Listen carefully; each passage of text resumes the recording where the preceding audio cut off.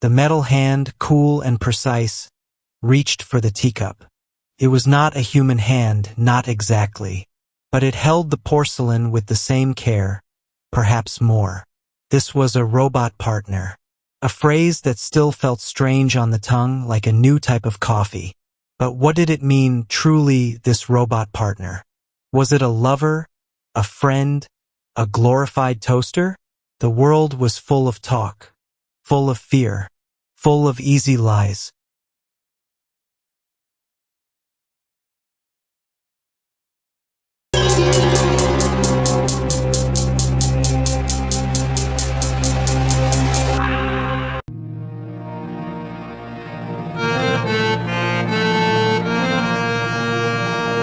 Before we proceed, let me tell you one thing. If you have not subscribed yet, please subscribe. It means a lot to me. And if you have already subscribed, tons of thanks for your support. They said many things about them, these machines. That they would steal jobs. That they would steal hearts. That they would make us weak, soft, dependent.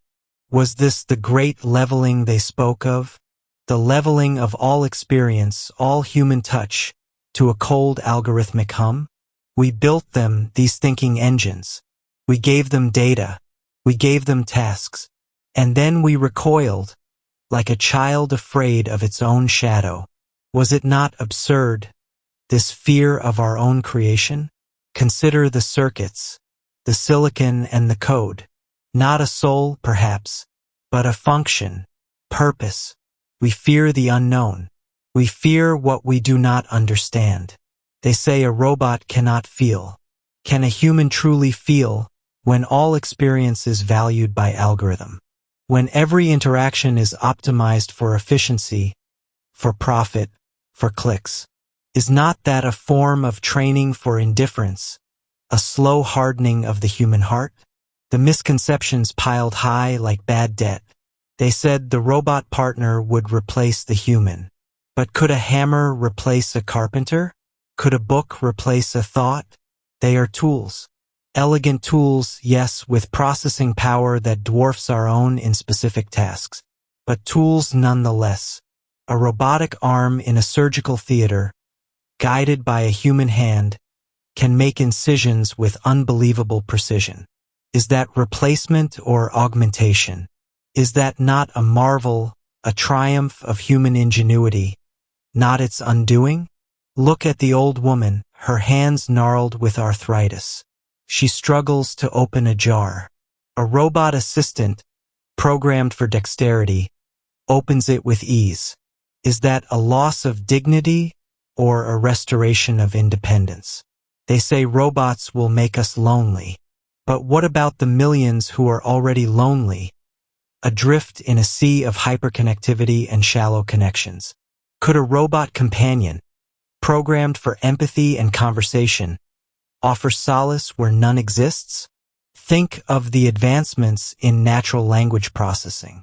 The way AI models like Google's Gemini, the very one speaking to you now, can comprehend and generate human-like text.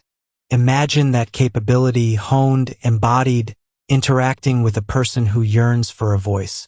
The fear it tastes of the ancient, of Luddites smashing looms, of men afraid of fire. We cling to our anxieties, do we not? We build walls of misunderstanding. The truth is simpler, less dramatic. Robot partners are not here to usurp. They are here to assist, to fill gaps, to provide support where human capacity falters or is simply absent. Take the mundane, the repetitive, the dangerous. Why should a human risk life and limb in a hazardous environment when a robust machine can do it without complaint, without fear? Is that not a logical choice, a scientific imperative? Think of the data streams, the constant flow of information. Sensors detecting subtle changes in a person's gait, their speech patterns, early indicators of illness. A robot partner constantly observing can flag these changes, alert human caregivers. Is that not a benefit, a proactive shield against the inevitable decay of the body? Researchers at Stanford are exploring how robots can aid in elder care, from reminding patients to take medication to providing gentle physical therapy. The potential is vast, yet we focus on the phantom of the malevolent machine.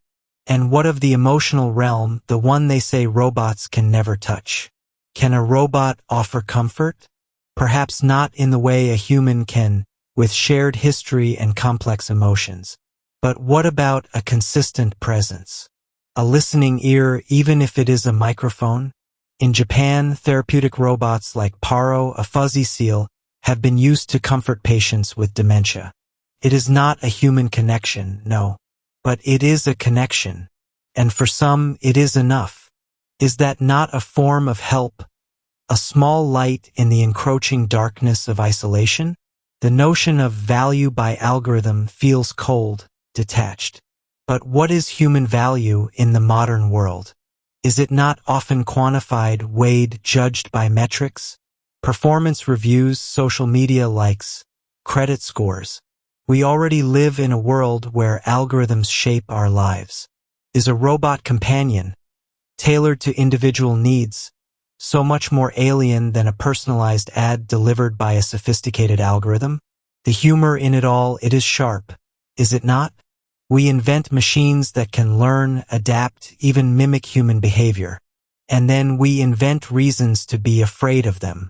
We call them partners, but we treat them like monsters. We project our own insecurities onto their metallic frames. The absurdity is in our reaction, not in their existence. The future is here, a little rough around the edges, perhaps. But it is here, and it includes these silent, efficient helpers. They are not perfect. They will make mistakes. But so do we. And perhaps, in their imperfections, we will find a reflection of our own. A chance to be less judgmental, more accepting. The robot partner is not a replacement. It is an extension. A new chapter in the long, strange story of human ingenuity. And to fear it, truly fear it, is to fear the very essence of what we are capable of creating. Is it not? Thank you for joining us on this journey. Let's continue this conversation in the comments below. If you like the video, please hit the bell icon to get notified and don't forget to like, share, and subscribe for more insights.